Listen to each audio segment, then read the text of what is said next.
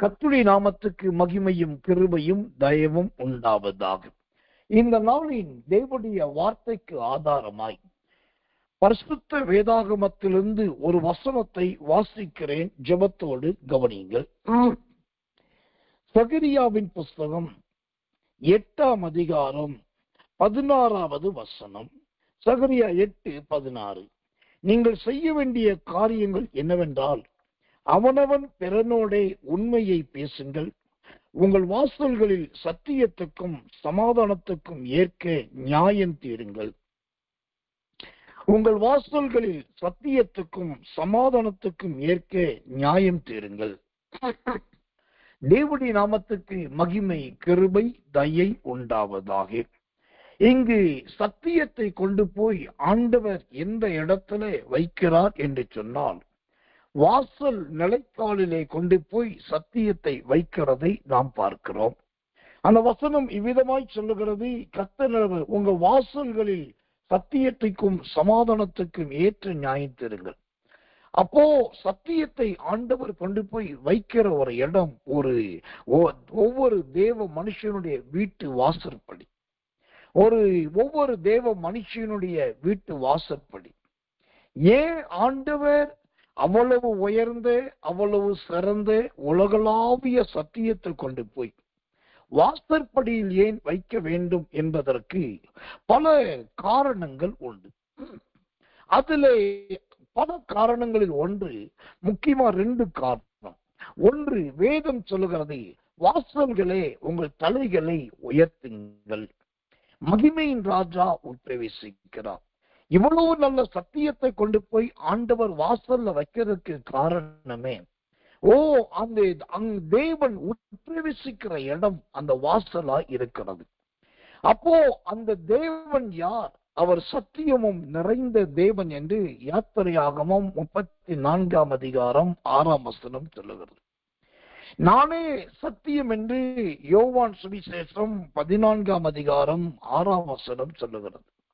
உங்களுடைய வசனம் என் கால்களுக்கு தீபமும் என்று சங்கீதம் 119, 105 பார்க்கிறோம். இது எல்லாம் தேவனுடைய சத்தியத்தை காண்பிக்கிறது. இந்த சத்தியத்தை கொண்டு போய் ஆண்டவர் வைக்கிறது வாசல்ல. ஏன்னாக்கா, மகிமையின் ராஜா பிரவேசிக்கிறதே அந்த வாசல் வழியாகத்தான். இந்த தேவ ஜனங்க வாழ்க்கையிலே நிறைய பேருடைய எண்ணங்கள், யோசனைகள், கற்பனை என்னன்னா, ஆண்டவர் எப்படி வருவார்? மேல கூரை வழியாக வருவார், அல்லது ஆவியில வருவார், அல்லது காற்று வழியாய் வருவார் என்று. அது மற்ற சக்திகளுக்கும் தெய்வங்களுக்கும் சொல்லப்பட்டிருக்கிற ஓமை. ஆனா நம்முடைய ஆண்டவர் அப்படி அல்ல. அவர் வாசல் வழியாய் பிரவேசிக்கிற தேவன். வாசல்களே உங்கள் தலைகளை உயர்த்துங்கள், மகிமையின் ராஜா பிரவேசிக்கிறார். அப்போ ஒரு தேவ பிள்ளையின் வீட்டினுடைய வாசல் எப்படிப்பட்டதா இருக்கணும்? அது நல்ல தூய்மையானதா இருக்கணும், பரிசுத்தமானதா இருக்கணும். அந்த வாசல் நல்ல வசனம் நிறைந்ததா இருக்கணும். கர்த்தருடைய நாமத்துக்கு மகிமை உண்டாவதாக. ஆனா இன்றைக்கு நிறைய தேவ பிள்ளைகளுடைய வீட்டு வாசல் அல்லது வாசல் படி என்பது அது தேவ ஜனங்கள் வசிக்கிறதான வீட்டு வாசலை போலவே இல்லை.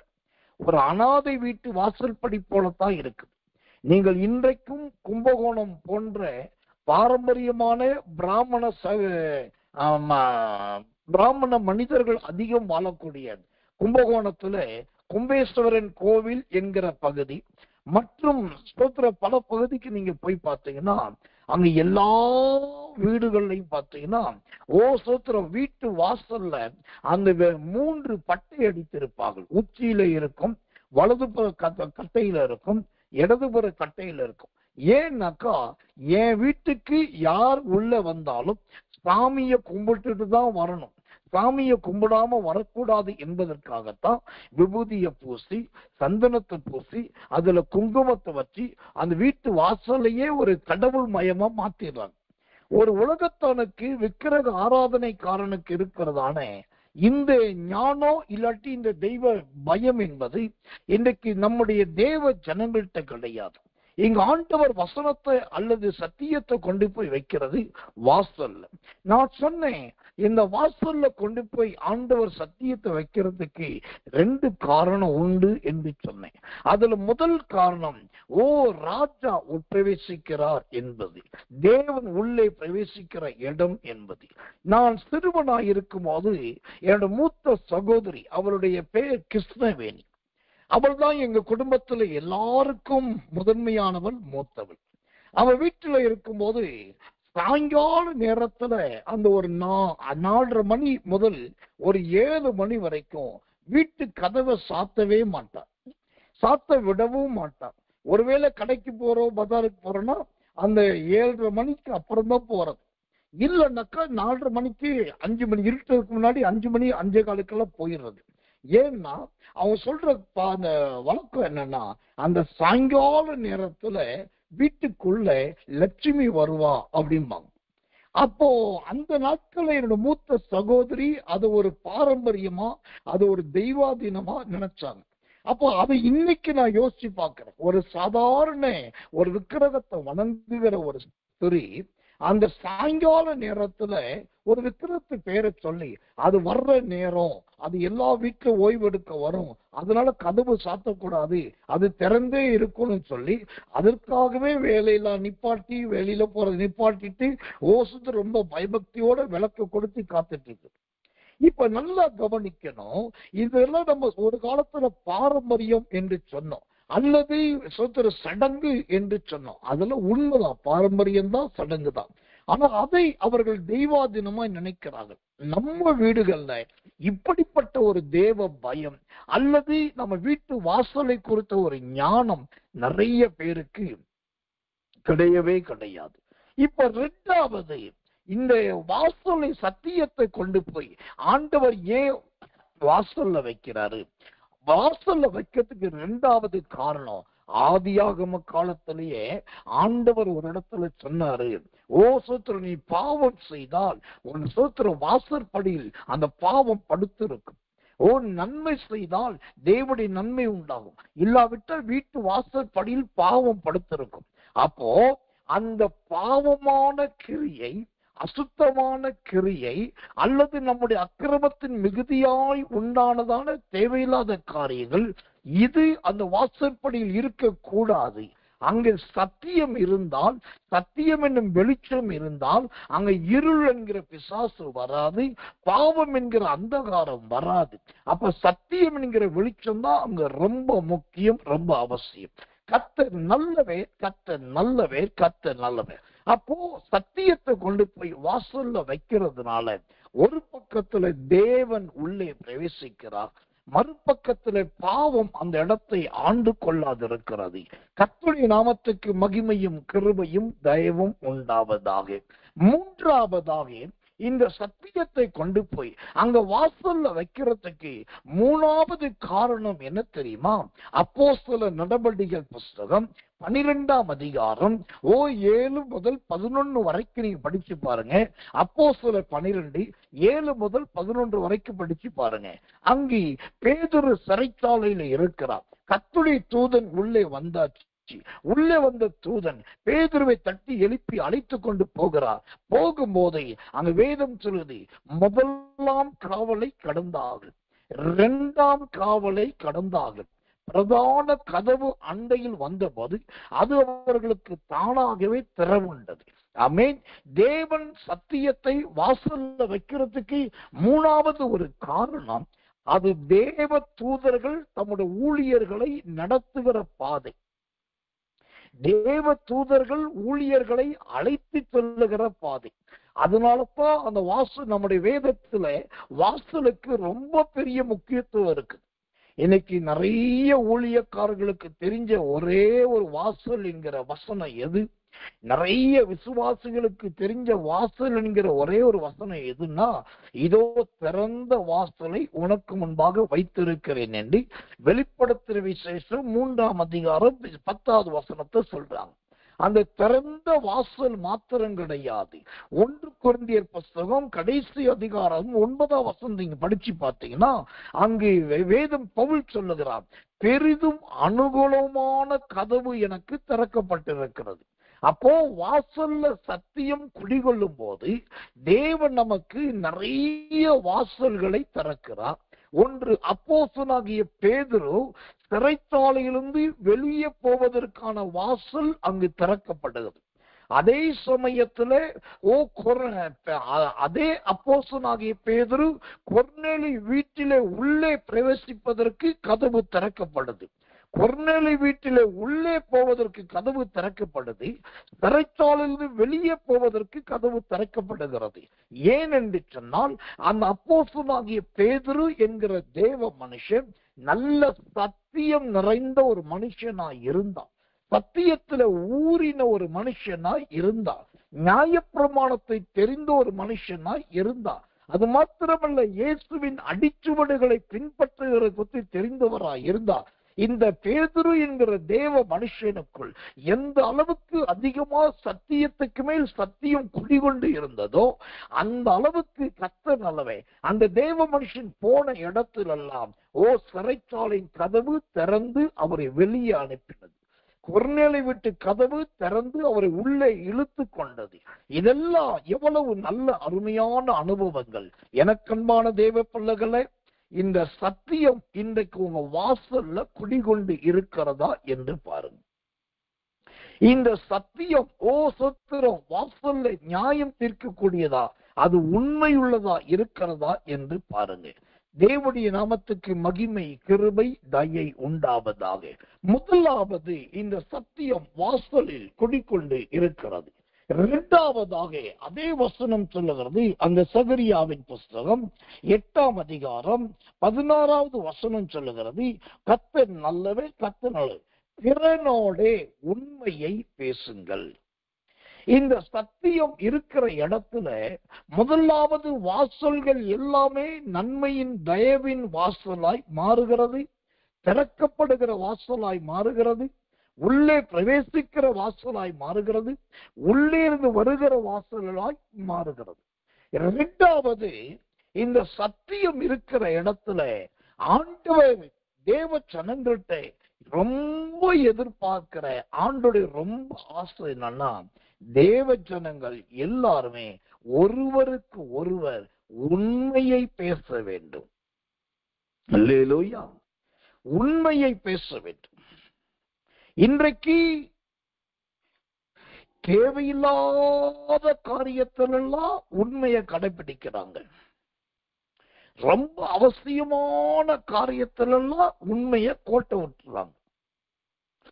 ஆனா இங்கு ஆவியானவர் எழுதி வைத்திருக்கிறார், அந்த உண்மை முதலாவது எதுல காணப்படணும்னா பேசுகிற பேச்சிலே உண்மை காணப்படும். இப்ப நீங்க வண்டியில போயிட்டே இருக்கீங்க, ஒருத்தர் உங்களுக்கு போன் பண்றாங்க, எப்பா எங்க இருக்கீங்க அப்படின்னு கேட்கிறாங்க. நீங்க போயிட்டு இருக்கிறது பைபாஸ் ஹைவே ரோடு, அதுல போயிட்டு இருக்கீங்க. ஆனா எதிர்முனையில கேட்கிறவங்க எப்பா எங்க இருக்கீங்க அப்படின்னாக்கா, இதோ நான் ஊருக்குள்ள வந்துட்டேன், பஜாருக்குள்ள வந்துட்டேன் அப்படின்னு சொன்னோம் அப்படின்னாக்கா, அது நீங்கள் யார் போன் பண்ணாங்களோ அவங்களை திருப்திப்படுத்துவதற்காக சொல்றீங்க. ஆனா அதே சமயத்துல பரிசுத்தாவிக்குள்ளாக நீங்க பொய்யனாகவும் பொய்யுரைக்கிற ஸ்திரீயாகவும் மாறுகிறீர்கள்.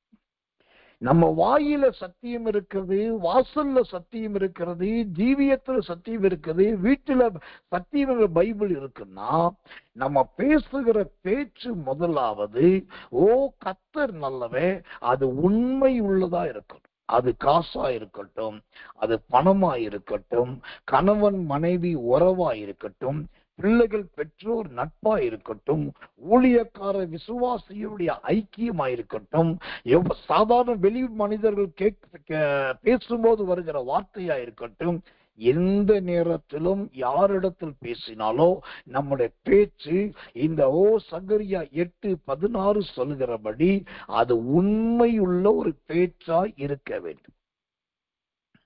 இந்த கடைசி காலத்துல நிறைய பேரால முடியாத ஒரு காரியமே இந்த உண்மை இல்லாத ஒருத்தன். அது ஒரு பேச்சு.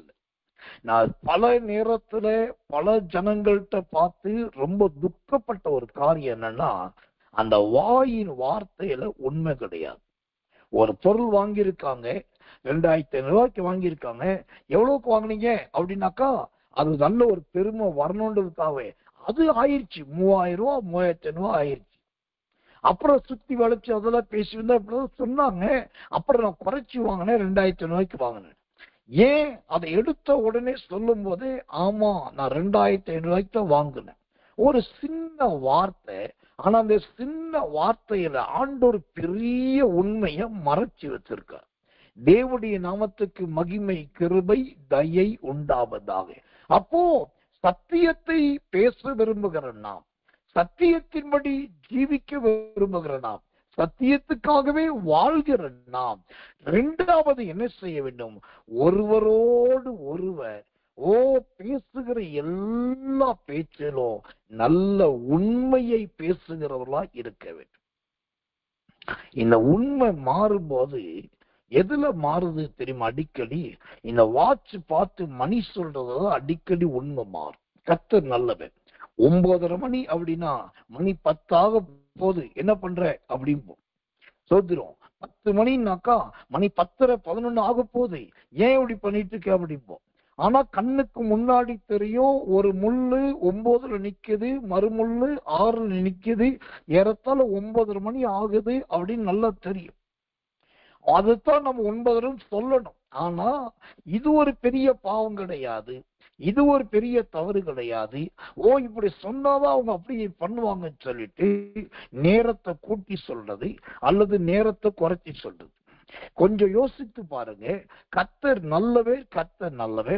எசேக்கியா ராஜா அவன் அற்புத சுகமாகிற நேரத்துல என்ன செய்யணும்னு கேட்டப்போ 10 பாகை சாயை பின்னாக திரும்ப வேண்டும் அப்படின்னு கேட்டு, அப்போ சொன்ன மாதிரியே அந்த நேரமானது அந்த பாகை கணக்குல அப்படியே 10 சாயல் அப்படியே பின்னாக திரும்புது.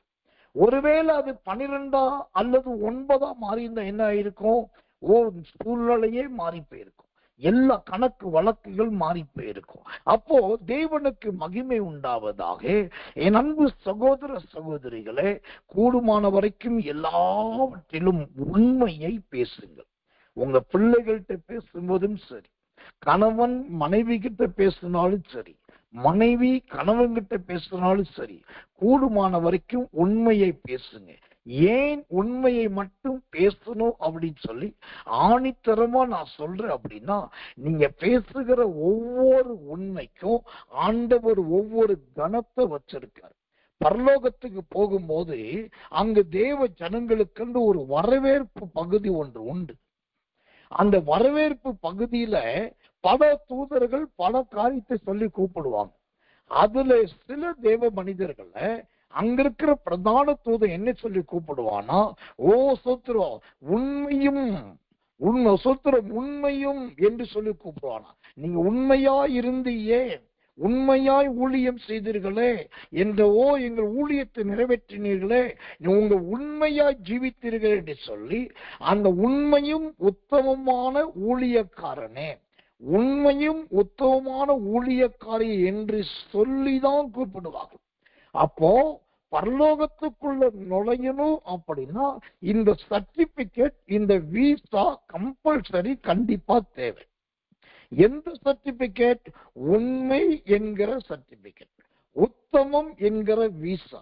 வாழ்க்கையில இந்த உண்மை இல்லாதவர்கள் கர்த்தர் நல்லவே, அவர்கள் எவ்வளவு பெரிய பரிசுத்தவானா இருக்கிறதா இருந்தாலும், எந்த நீதி நியாயத்தை செய்தாலும் உண்மை என்கிற ஒன்று இல்லாத போது அவங்க தேவ ராஜ்யத்தை இழப்பது 100% உண்மையிலும் ஒன்று.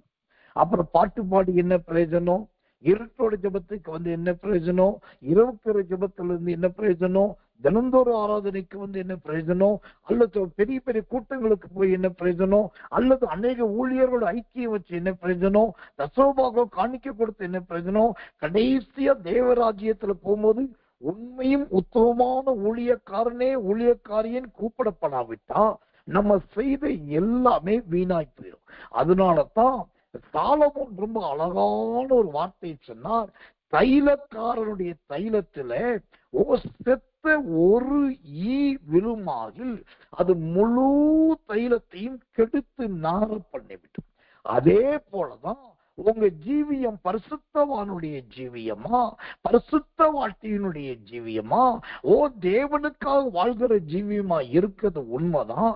நீ என்னதான் கர்த்தருக்கு அப்படி ஜீவித்தாலும் இந்த சத்தியம் உங்களுக்குள் குடிக்கொண்டிருக்கிறது நிலைக்க வேண்டும் என்று சொன்னா அதுல உண்மையாய் பேசுகிற ஒரு தன்மை கண்டிப்பாய் தேவை. அந்த உண்மை என்பது ரொம்ப அவசியமானதாய் காணப்படுகிறது. கர்த்தர் நல்லவே, கர்த்தர் நல்லவே, கர்த்தர் நல்லவே. அப்ப எனக்கன்பானவர்களே, இந்த உண்மை பேசினது யார் என்று வேதத்துல யாரையாவது ஒரு ஓமையா சொல்லணும் அப்படின்னா அது நம்முடைய ஆண்டவராகிய இயேசு கிறிஸ்துவை மட்டும்தான் சொல்ல முடியும். அவரை போல உண்மையை உரக்க பேசக்கூடிய, அவரை போல உண்மையை ஓங்கி சொல்லக்கூடிய வேறு ஒருவரையும் காண முடியாது. மோசையை குறித்து என்னாகமத்தின் புஸ்தகம் 12ஆம் அதிகாரத்துல என் வீட்டில் எங்கும் உண்மையுள்ள மனுஷன் என்று வேதம் சொல்லுது. 1 சாமுவேல் 21ஆம் அதிகாரம் என்று நினைக்கிறேன். அங்கு தாவீதை குறித்து தாவீது வீட்டில் எங்கும் உண்மையுள்ளவன் என்று வேதம் சொல்லுது. மோசே உண்மையுள்ள மனுஷன்தான், தாவீது உண்மையுள்ள மனுஷன்தான், வேதத்தில் பலர் உண்மையுள்ளவர்கள் தான். ஆனா இவர்கள் எல்லாரை விட ரொம்ப உண்மையா இருந்தது யாருன்னா ஆண்டவராகிய இயேசு கிறிஸ்து. அவர் எதுல உண்மையா இருந்தார், எந்த காரியத்துல உண்மையா இருந்தார்னா அவருடைய நேரத்தை சரியாய் பயன்படுத்துவதிலே, அவருடைய நேரத்துக்கு தன்னை ஆயத்தப்படுத்திக் கொள்வதிலே அவர் ரொம்ப உண்மையா இருந்தார்.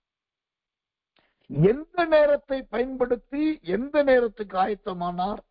அவர் அழகான ஒரு இளம் வாலிபனை போல, நல்ல இளைஞனை போல 33 வயதிலே பூமியில இருக்கிறார்.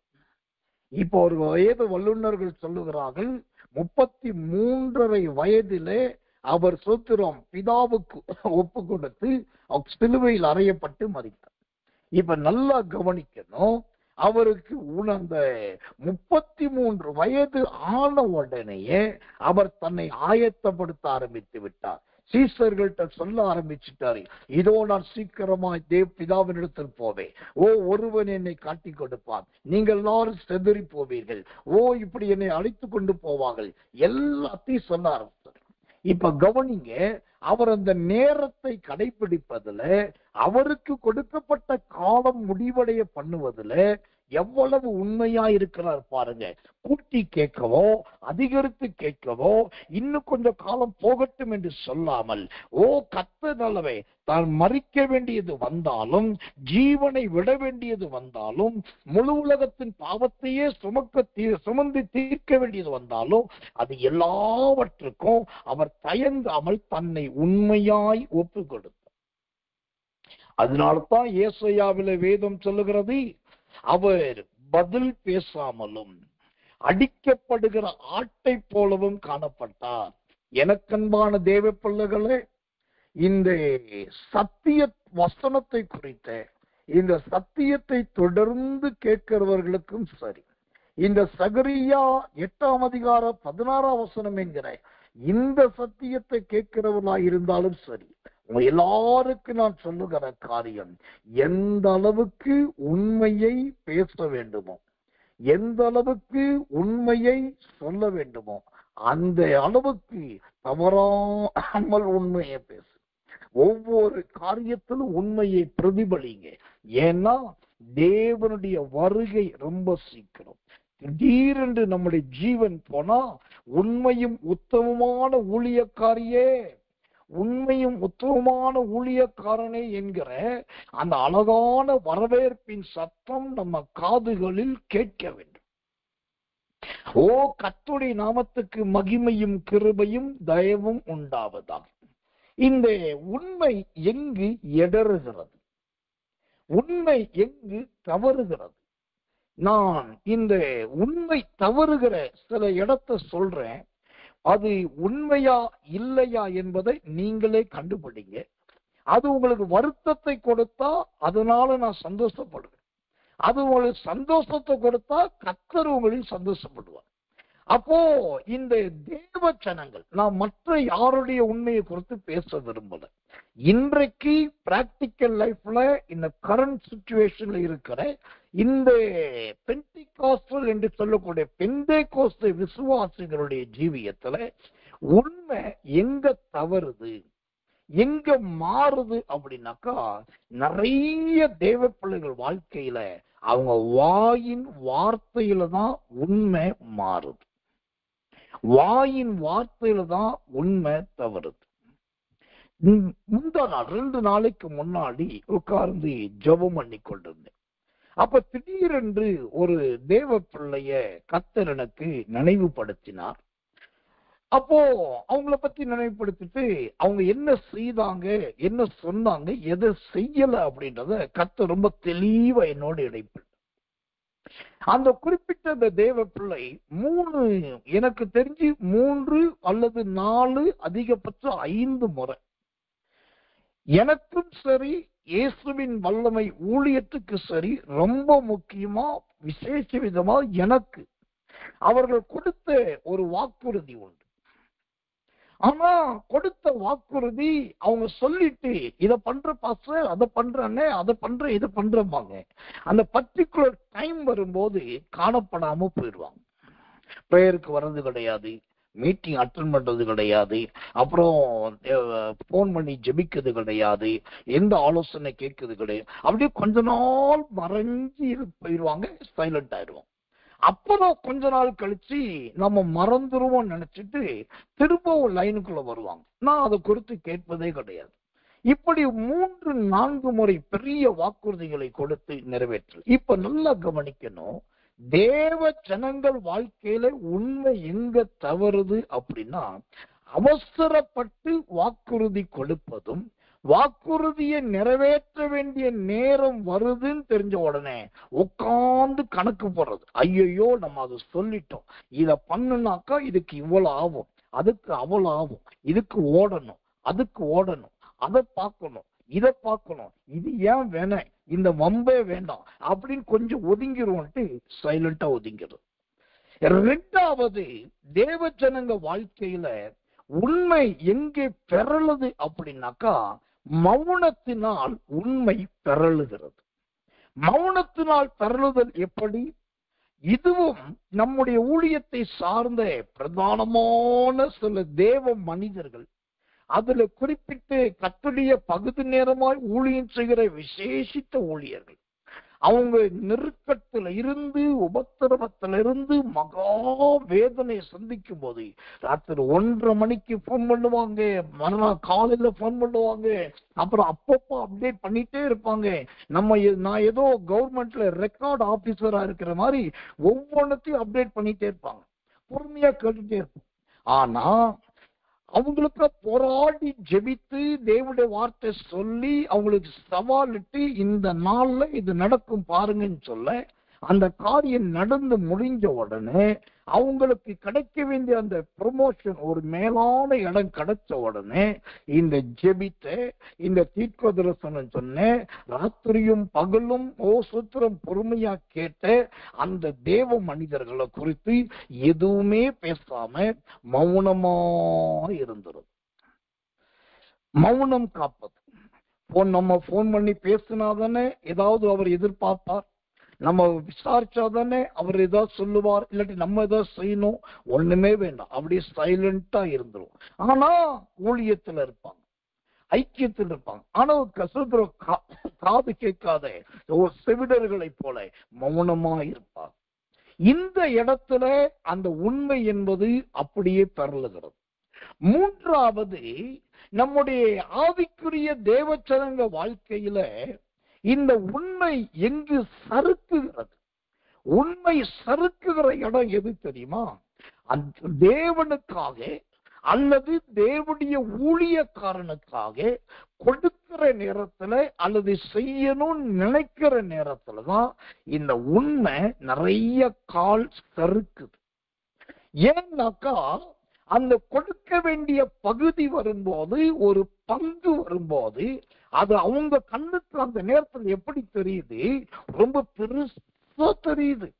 ஐயோ இவ்வளவா, அல்லது இதையா, இது இப்படியா, அது ஒரே சமய தரமா, இல்லாட்டி இப்படி உங்களுக்கு இந்த நாளுக்குள்ளையா, பெருசா நினைச்சு கற்பனைக்கு இடம் கொடுத்து, அதை நாமவே சுயத்துக்கு இடம் கொடுத்து, அளவை குறைச்சி, எண்ணிக்கையை குறைச்சி, அது குவான்டிட்டி எல்லாத்தையும் குறைச்சி, ஏதோ ஒரு செய்ய வேண்டிய கடமைக்கு செய்துட்டேன் என்பதற்காக ஏதோ ஒன்று செய்.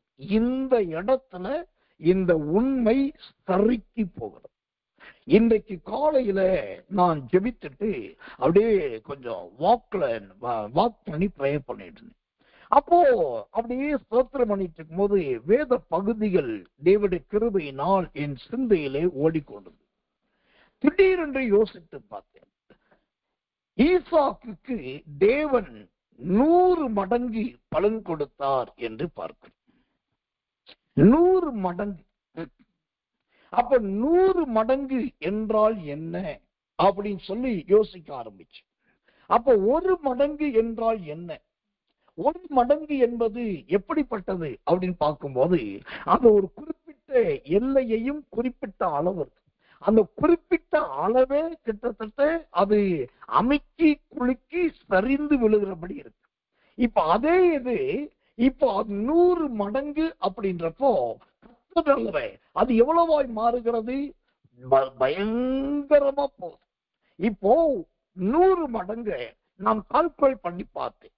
உதாரணத்துக்கு 100 × 100, அது 100 10ஆல நாம் பெருக்கினாக்கா கிட்டத்தட்ட 10,000.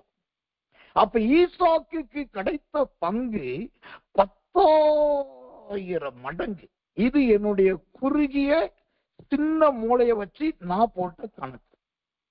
அப்ப 100 மடங்கு என்பது அந்த ஈசாக்குக்கு 10,000 மடங்கு. அப்போ ஆண்டவர் பாருங்க, ஈசாக்குக்கு சொன்ன வார்த்தையை சரியா நிறைவேற்றினார். அது 100 10,000 மாத்தி, அது ஒரு ரெகபோத்தா மாத்தி, அது சுரக்கும் நீரூற்றா மாற்றி, அங்க நல்ல விளைச்சல் அறுவடை எல்லாம் கொடுத்து பெரிய மனுஷனை மாத்திட்டார்.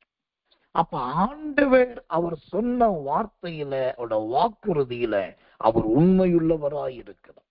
அதில் எதுவுமே குறைக்கப்படுவது கிடையாது. ஆனா தேவ ஜனங்களுடைய வாழ்க்கையில தான் சத்தியத்தை அறிந்தவர்களாயிருந்தோம், சத்தியத்தை தெரிந்தவர்களாயிருந்தோம், சத்தியத்தை குறித்து தினம் சத்தியத்தை கேட்டவர்களாயிருந்தோம். இந்த பொருளாதாரம் கொடுப்பது, தருவது, அல்லது சுத்திரம் பங்கிட்டு தருவது, இது வரும்போது என்ன நடக்கிறது? அங்கு மனம் வலுவுகிறது, கை குலுங்குகிறது, கால் சறுக்குகிறது. ஆனா தேவனுடைய ஊழியக்காரனாகி நான் கிருபையை முன்னிட்டு தாழ்மையோடு சொல்லுவேன், இந்த கொடுக்கிற காரியங்கள் அல்லது செலவிடுகிற காரியங்கள்ல இன்னைக்கு வரைக்கும் தேவனுடைய சன்னிதானத்துல கணக்கு பார்த்து அல்ல, சோதரம் அதை கணக்கே இல்லாமல் செய்கிற ஒரு கிருபையை தேவன் தந்திருக்கிறார். இதுதான் அந்த சத்தியத்தை நேசிக்கிறவர்கள் வாழ்க்கையில இருக்க வேண்டிய உண்மை. இந்த உண்மை முதலாவது பேச்சிலே வரணும், 2வது அது இருதயத்திலே வரணும், 3வது அது ஜீவியத்தின் நடைமுறையில வரணும். அப்படி வந்தா இந்த சத்தியம் உங்க வாழ்க்கையில நிமிர்ந்து நிற்கும். நேற்றைக்கு முன்தினம் நம்ம ஊழியத்தில் இருக்கிற அருமையான ஒரு சகோதரர் என்கிட்ட பேசிட்டு இருந்தார். அவர் சொன்னாரு, ஐயா நான் இந்த மாதிரி ஒரு இடத்துக்கு வந்திருக்கிறேன், இவங்க இந்த குடும்பம் உங்கள்ட்ட ஜெபிக்கணும்னு ஆசைப்பட்டாங்க, முடிஞ்சா ஒரு விஷயம் ஜெபம் பண்ணுங்க அப்படின்னு. அப்ப நான் கேட்டேன் அவங்க யாரு என்னன்னு. அப்ப அவர் சொன்னாரு, அந்த சகோதரி கிறிஸ்துவ அறியாதவங்க, ஹிந்து, அவங்களுக்கு 2 பிள்ளைங்க, 2 பேருமே ஹேண்டிகேப்டு. அவங்க படுக்கையா தான் இருப்பாங்க, அவங்களால பெருசா ஒண்ணுமே பண்ண முடியாது. அப்ப ஹஸ்பண்ட் இருக்காரான்னு கேட்டேன். ஹஸ்பண்ட் இருக்காரு, வேலைக்கு போயிருக்காரு, ஏதோ அவரு ஹோட்டல் வேலைக்கு போயிட்டு இருக்காரு. இந்த சகோதரி தான் பிள்ளைகளை பார்த்துக்காரு. பிள்ளைகளுக்கு வயசு என்னன்னு கேட்டேன். அவங்க சொன்னாங்க, கிட்டத்தட்ட மூத்த பையனுக்கு 20 வயசு, ஒரு பொண்ணு இருக்கா, அவளுக்கு 14 வயசு இருக்கும். அதை கேட்ட உடனே மனசே உடைஞ்ச மாதிரி ஆயிடுச்சு. ஒரு பெண் படுத்த படுக்கையா இருக்கிற உடல் ஊனமுற்ற 2 பிள்ளைகளை 20 வயசு வரைக்கும் ஒரு ஊனமுற்ற பிள்ளைய வளர்த்திருக்க, 14 வயசு வரைக்கும் ஒரு பெண் பிள்ளைய அந்த ஸ்திரீ வளர்த்திருக்க. அதுக்கு அந்த ஆம்பளை புருஷனும் அமைதியா பொறுமையா போயிருந்திருக்கான். அப்போ அந்த குடும்பம் எந்த அளவுக்கு அந்த பிள்ளைகள் மீது உண்மையான அன்பு வச்சிருந்தா இத்தனை வருஷம் அதுகளை படுக்க வச்சு சோறு ஊட்டி தூக்கி வச்சு சுத்தம் பண்ணிட்டு இருக்கும். அப்புறம் நான் கேட்டேன், இவங்களுக்கு ஏதாவது ஹெல்ப் பண்ணணுமா, நான் என்ன செய்யணும் விரும்புறீங்க? தெரியலையா, நீங்க நான் ஜோமனதான் சொன்னேன், ஜோமன்சிங்க ரொம்ப சந்தோஷம், அது நீங்க தான் முடிவு பண்ணும். அப்ப நான் சொன்னேன், நம்ம வீட்டுல இருக்கிற அந்த கரங்கொடுக்கு ஊழியத்துடைய எல்லாத்துலயும் ஒரு செட் எடுத்து அனுப்பிடுறேன் அப்படின்னு சொல்லிட்டு உடனே அன்னைக்கு தாமதிக்கவே இல்லை, உடனே சண்டை கூப்பிட்டேன், ஒரு லிஸ்ட் போட்டு கையில கொடுத்தேன். இந்த லிஸ்ட்ல இருக்க எல்லாத்தையும் எடுமா, எல்லாத்தையும் ஒண்ணு விடாம எல்லாத்தையும் எடுத்து ஒன்னா வச்சு பேக் பண்ணி பார்சல் போட்டேன். இன்னைக்கு ஆண்டு கிருபையினால அவங்களுக்கு பார்சலும் போயிடுச்சு. இப்போ நம்ம யாருக்கு அந்த பொருளை கொடுக்கிறோமோ அந்த சகோதரி யாருன்னு தெரியாது, அவங்க பேர் என்னன்னு தெரியாது, அவங்களுடைய கை கால் விளங்காத மகனுடைய பேரு தெரியாது, மகளுடைய பேரு தெரியாது, புருஷனுடைய பேரு தெரியாது. ஒரு ஜெபத்துக்கு வந்தாங்க, அவங்களுக்கும் ஒரு ஜோமன், அப்போ அவங்க ஏதாவது செய்யணும் அப்படின்ற ஒரு ஏவுதல், தாமதமே பண்ணாம உடனே எடுத்து எல்லாத்தையும் அவங்களை பேக் பண்ணி அவங்க பைபிள் முதற்கொண்டு வச்சு அனுப்பியாச்சு. இப்ப இதை ஏன் சொல்றேன்னா, நான் அதெல்லாம் செய்யறேன் என்கிற பெருமைக்காக அல்ல, நம்ம ஊழியத்தில் இருக்கிற ஜனங்களுக்கு இப்படிப்பட்ட ஒரு திறந்த இருதயம் வரணும், இப்படிப்பட்ட திறந்த மனப்பான்மை காணணும்.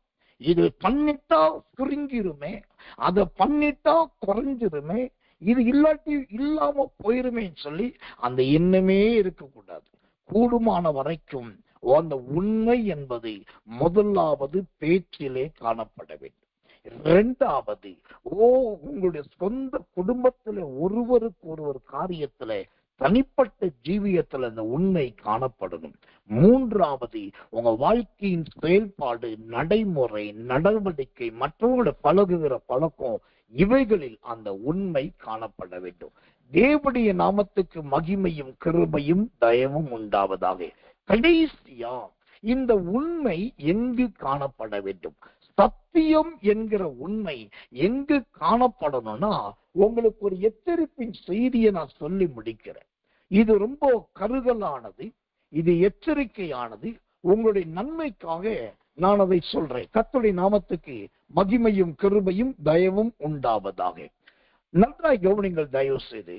நீங்க எங்கேயாவது சபைகள்ல போய் சாட்சி சொல்ல போறீங்க, ஏதாவது தேவாலயத்துல ஒரு பாட்டு பாட போறீங்க, இல்லாட்டி ஒரு பிரசங்கம் பண்ண போறீங்க, சபை இல்ல ஏதோ ஒரு ஊழியத்துல நீங்க ஒரு ஊழியமே செய்ய போறீங்கன்னு வச்சுக்கோங்களேன்.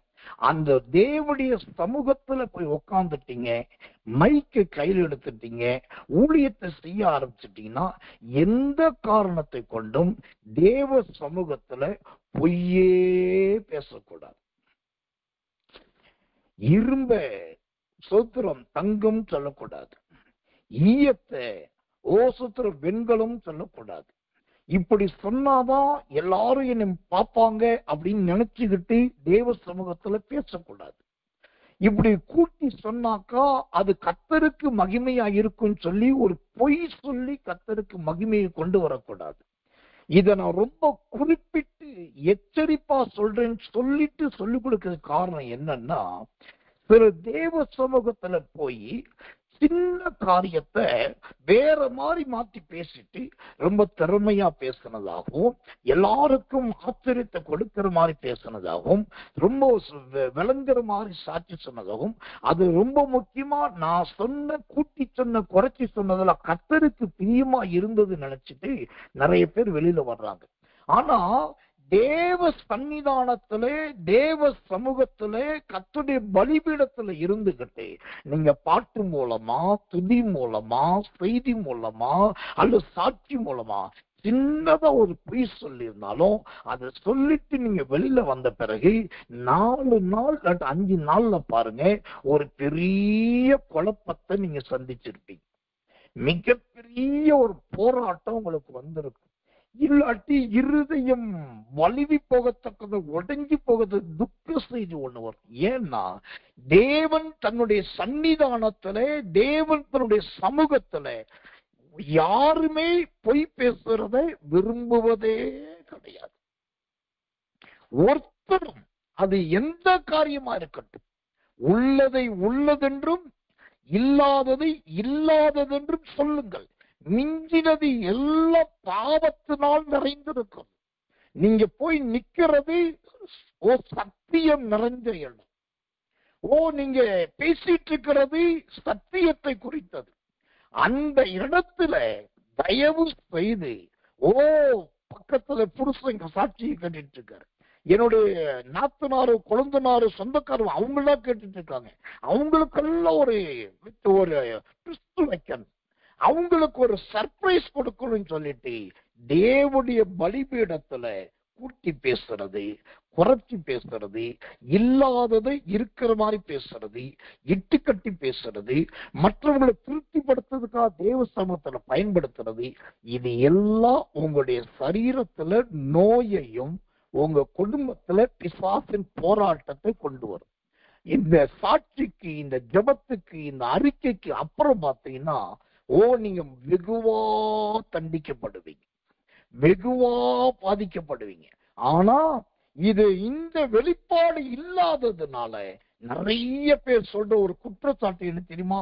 நான் இப்படி போய் சாட்சி சொல்லிட்டு வந்தேன், நான் இப்படி பாட்டு பாடிட்டு வந்தேன், இப்படி மைக்கு பிடிச்சி இந்த ஊழியத்தை பண்ணிட்டு வந்தேன், வந்த உடனே இப்படி பிரச்சனை, பிசாசு என்னை தொட்டுட்டான், பிசாசு அடிச்சு. நான் சொல்றேன், பிசாசு இல்லைங்க, ஆண்டவரே பிசாசு கிட்ட உங்களை கொடுத்துட்டான்னு.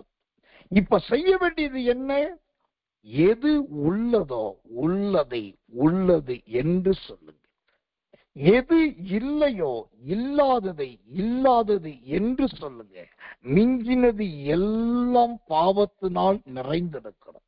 நான் என் பிள்ளைகள்கிட்ட பேசும்போது சரி, கர்த்தர் நல்லவர், மருமக்கு மாற்ற பேசும்போதும் சரி, பரிசுத்தாவிக்கு முன்னாடி சொல்லுவேன், என் ஜனங்கள்கிட்ட பேசும்போது சரி, நான் சரியா பேசுறேனா அப்படின்றது நிறைய யோசிப்பேன். உண்மையதான் சொல்றேனா அப்படின்னு நல்லா கவனிப்பேன். என்னைக்குமே ஒரு விசுவாசியை குறித்து இன்னொரு விசுவாசிக்கிட்ட, ஒரு ஊழியக்காரரை குறித்து இன்னொரு ஊழியக்கார்ட்ட, அல்லது சோத்திர தேவையில்லாத காரியத்தை பேசுறதோ, அதுல உண்மை இல்லாம மாத்தி அதிகரித்து பேசுறதோ இடம் கொடுக்கிறதே கிடையாது. இதை பார்க்கிற என் பிள்ளைகள் அவர்களும் அதை போலவே பேச ஆரம்பிக்கிறார்கள், அவர்களும் அதை போலவே வார்த்தைகளை பயன்படுத்த ஆரம்பிக்கிறார்கள். இப்போ இங்க நான் தேவனுடைய வார்த்தையை சொல்லி முடிக்கிறேன். இந்த சகரியாவின் புஸ்தகம் 8ஆம் அதிகாரம் 16வது வசனத்திலே பார்க்கும்போது, முதலாவது கர்த்தர் நல்லவே, வாசல்களில் சத்தியத்தை ஆண்டவர் வைக்கிறார். இரண்டாவது, அவனவன் பிறனோடு உண்மையை பேசுங்கள் என்று சொல்லி அந்த சத்திய தேவன் இங்கு சூளுரைக்கிறார். உண்மையை மாற்றி பேசும்போது அதனால் நாம் சந்திக்கிற இழப்பு, அதனால் சந்திக்கிற பாதிப்புகள் கொஞ்சம் நஞ்சம் கிடையாது. இந்த செய்தி உங்களுக்கு ஒரு கடினமான செய்தியா இருக்கலாம். இவ்வளவு ஸ்ட்ரிக்டா சொல்றாரே, இப்படி எல்லாம் பேசுறாரே, நீங்க என்னை வெறுக்கிறீங்க அப்படின்னா நான் அதுக்காக சந்தோஷப்படுறேன். நீங்க என்னை ஒதுக்குறீங்க அப்படின்னா நான் அதுக்காக கர்த்தரை துதிக்கிறேன். நீங்க என்னை வெறுத்துருவீங்க என்பதற்காக, அல்லது ஒதுக்கிடுவீங்க என்பதற்காக, ஊழியத்துக்கு வரமாட்டீங்க என்பதற்காக நான் சாதகமாய் மனிதர்களுக்கு ஏற்றபடி சத்தியத்தை மாற்ற முடியாது, மாற்றக்கூடாது. எனக்கு ஒரே ஒரு நோக்கம், ஆண்டவரை திருப்திப்படுத்தணும் என்பதற்காக சத்தியத்தை பேசல. நான் சத்தியத்தை பேசுறதுக்கு ஒரே ஒரு காரணம், இயேசுவின் வல்லமை ஊழியத்துல இருக்கிற யாருமே எரி நரகத்துக்கு போயிடக்கூடாது, 2ஆம் மரணமாகிய நரகத்துல பங்கடைஞ்சிடக்கூடாது. ஏன்னா நரகத்துக்கு போகிற ஒரு பட்டியல்ல முதல் பட்டியல பொய் பேசுகிற ஒரு பட்டியல் தான்.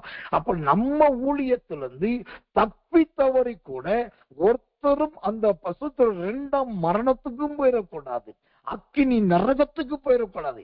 அந்த ஆதங்கத்துலதான் இவ்வளவு பகிரங்கமா, இவ்வளவு வெளியரங்கமா, இவ்வளவு ஆணித்தரமா நான் உங்களுக்கு கற்றுக் கொடுக்கிறேன். இப்படி பேசுங்க, இப்படி சொல்லுங்க, இப்படி யோசிங்க, இதை செய்யுங்க, இதை செய்யாதீங்க என்று சொல்லி ஓமைகளை கொண்டோ வசனங்களை கொண்டு சொல்றதுக்கு காரணம், நீங்கள் தேவனுடைய ராஜ்யத்தை இழந்துடக்கூடாது. பரலோக ராஜ்யத்துக்கு எப்படியாவது வந்துடணும். அந்த பரலோக ராஜ்யத்துல உண்மையும் உத்தமமான ஊழியக்காரனே, உண்மையும் உத்தமமான ஊழியக்காரியே என்கிற அந்த ஒரு வார்த்தை நம்ம காதுகள்ல துணிக்கணும். உங்களை அங்க இருக்கிற தூதர்கள் கூப்பிடும் போது நான் உள்ள இருந்தோ வெளியில இருந்தோ உங்களை பார்த்து நான் சந்தோஷப்படணும். என்னுடைய இருட்டோட ஜெபத்துக்கு வந்த என் மகன், என்னுடைய இரவுக்கு ஜெபத்துக்கு வந்த என் சகோதரி, என்னுடைய தினந்தோறும் ஆராதனைக்கு வந்த என்னுடைய ஊழியக்காரி அந்த வந்துட்டாங்க. அவங்களுக்கு ஒரு எக்காலம் துணிக்குது, அவங்களுக்கு ஒரு அழைப்பு வருது, அந்த உள்ள வர்றாங்கன்னு சொல்லி அங்கிருந்து நான் பார்க்கணும். அதை பார்த்து சந்தோஷப்படணும். ஒரு ஊழியக்காரனுக்கு இதை விட வேற என்னங்க சந்தோஷம்? ஒரு தேவ மனுஷனுக்கு இதை விட வேற என்ன சந்தோஷம்? ஒண்ணு, நீங்க தேவராஜ்யத்தில் பிரவேசிக்கும் போது அதுக்கு முன்னாடி நாங்க இருக்கணும். இல்லாட்டி நான் சொல்ற பின்னாடி வர நீங்க எனக்கு முன்னாடி அங்க இருக்கணும். எப்படியோ நாம் வாழ்வது, ரட்சிக்கப்பட்டது, மனம் திரும்பினது, ஜீவிக்கிறது எல்லாமே அந்த தேவனுடைய ராஜ்யத்துக்காகத்தான். அதை அடையணுன்றதுக்காகத்தான் 66 புஸ்தகங்களுள்ள மிகப்பெரிய ஒரு வேதத்தை தேவன் நமக்கு கொடுத்திருக்கிறார். ஆனபடினால் இந்த தேவ செய்தி, இந்த தேவ வார்த்தை இனி உங்களை பொய் பேச விடாது அப்படின்னு நான் நம்புறேன். பொய் பேச அனுமதிக்காது அப்படின்னு நான் நம்புறேன். நீங்க உலகத்தான்ட்ட பேசினாலும், கிறிஸ்தவர்கிட்ட பேசினாலும், ஆண்கள்கிட்ட பேசினாலும், பெண்கள்கிட்ட பேசினாலும், சின்ன பிள்ளைகிட்ட பேசினாலும் உண்மையை பேசுங்க, உள்ளதை பேசுங்க, சத்தியத்தை பேசுங்க, வேதத்தை பேசுங்க, கர்த்தரை குறித்த நன்மையை பேசுங்க. இதை மட்டும் பண்ணி பாருங்க. தேவனுடைய ஊழியக்காரனாகி நான் முழு இருதயத்தோடும் முழு ஆத்மாவோடு சொல்றேன், கர்த்தர் உங்களை எல்லா விதத்திலும் ஆசீர்வதித்து உயர்த்துவார். கர்த்தர் நல்லவே, கர்த்தர் நல்லவே, கர்த்தர் நல்லவே. எனக்கன்பான தேவச்சனவே, இந்த சகரியா 8ஆம் அதிகாரம் 16வது வசனத்தின்படி தேவன் தம்முடைய சத்தியத்தை வாசலில் வைக்கிறார். அந்த சத்தியம் நம்முடைய ஜீவியத்திலே நிலை கொண்டிருக்க அவர் நம்முடைய வாயின் வார்த்தை பேச்சிலே அவர் சத்தியத்தை எதிர்பார்க்கிறார், உண்மையை எதிர்பார்க்கிறார். இது ரெண்டுக்கு இடம் கொடுப்போம். இன்னைக்கு ராத்திரி செய்தி முடிஞ்சதுக்கு அப்புறம் நீங்க படுக்கையில போகும்போது தூங்குறதுக்கு முன்னாடி தேவனுக்கு ஒப்பு கொடுத்து ஜோமனிட்டு படுங்க. ஆண்டவரே, சோதரோ, நான் ஒருவரோடு ஒருவர் உண்மையை மட்டுமே பேச எனக்கு உதவி செய்யும். உண்மையை தவிர வேறு எதையும் பேசாதபடி என்னை காத்துக்கொள்ளும் என்று சொல்லி அறிக்கையிட்டு ஜோமனிட்டு படுங்க. இன்றைக்கு மத்தியானம் நடந்த தினந்தோறும் ஆராதனையில ஆண்டு அழகான ஒரு வசனத்தை கொடுத்தார். நீதிமொழிகள் புஸ்தகம் 8ஆம் அதிகாரம் 7வது வசனத்தில் ஆண்டு சொன்னார், என் வாய் சத்தியத்தை விளம்பும், என் வாய் சத்தியத்தை விளம்பும் என்கிற வார்த்தை ஆண்டவர் கொடுத்தார். அதை வைத்து பேசி முடிக்கும் போது அற்புதமான ஒரு தேவ மகிமை நிறைத்தது. கடைசி எல்லா ஜனங்களும் 3 முறை அறிக்கையிட்டார்கள், என் வாய் சத்தியத்தை விளம்பும் என்று 3 முறை அறிக்கையிட்டுதான் அந்த தினந்தோறும் ஆராதனை நாம் நிறைவு செய்தோம். அதே போல இப்போ ராத்திரி நீங்க படுக்கையில போய் தூங்குறதுக்கு முன்னாடி சொல்லிட்டு படுங்க, ஆண்டவரே, நான் இனி பிறனோடு, நான் ஆண்டவரே இனி நான் மற்றவர்களோடு உண்மையை பேசுவேன், உங்களுடைய சத்தியத்தை பேசுவேன். என் நாவு உண்மையையும் சத்தியத்தை பேசுகிற நாவாய் மாறட்டும் என்று அறிக்கையிட்டு ஒப்பு கொடுத்துட்டு நித்திரைக்கு சொல்லுங்க. இரவு உங்கள் நித்திரை இன்பமானதா இருக்கும். ஒன்று, தேவனுடைய வருகை வந்தால் நீங்கள் உயிரோடு தேவனுடைய ராஜ்யத்துக்கு எடுத்துக் கொள்ளப்படுவீர்கள். இல்லாவிட்டால் நாளை காலை இருட்டோட ஜெபத்துல மீண்டும் சந்தித்து தேவனை துதித்து மீண்டும் கர்த்தருடைய கிருபையை பெற்றுக் கொள்ள போகிறோம். மகிமையின் இரவாய் இந்த இரவை தேவன் உங்களுக்கு மாற்றி தருவாராக. இருக்கிற இடங்களில் எல்லாரும் கண்களை மூடுவோம். எல்லாரும் கண்களை மூடி வாய்களை திறந்து ஆவியில் நிரம்பி ஒப்பு கொடுத்து கர்த்தரை ஸ்தோத்திரம் பண்ணுவோம். நாம் ஜெபிப்போம். அன்புள்ள நல்ல பரம பிதாவே, நல்ல அருமையான இந்த ராத்திரி வேலைக்காக நன்றி. நல்ல வேத வசனங்களை வாசிக்க செய்தீர், அதற்காக ஸ்தோத்திரம். நல்ல 100 சத்திய வசனங்களை வாசிக்கவும் 100 அல்லேலியா சொல்லவும் தேவன் உதவி செய்தீர், அதற்காக ஸ்தோத்திரம். நல்ல பரிந்துரைக்கும் ஜெபங்களை தந்தீர், அதற்காக ஸ்தோத்திரம். எல்லாவற்றை விட ஆண்டவரே, சகரியா 8ஆம் அதிகாரம் 16வது வசனத்தை கொண்டு உம்முடைய சத்தியம் வாசல்களில் இருக்கிறது என்பதையும், ஒருவரோடு ஒருவர் மெய்யை பேசுங்கள் பொய் பேசாதிருங்கள் என்கிற நல்ல எச்சரிப்பின் ஆலோசனையும், குறிப்பாக தேவனுடைய சமூகத்தை எக்காரணம் கொண்டும் பொய்யினால் நிரப்பக்கூடாது என்பதை இன்றைக்கு வெளியரங்கமாய் பேசி உடைய ஜனங்களை உணர்த்தி வைத்திருக்கிறீர்.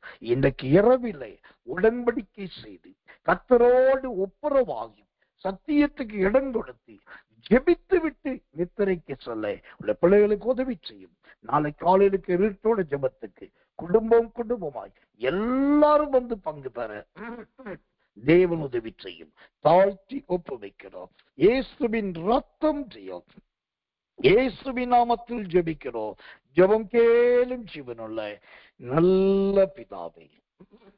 ஆமென், ஆமென், ஆமென்.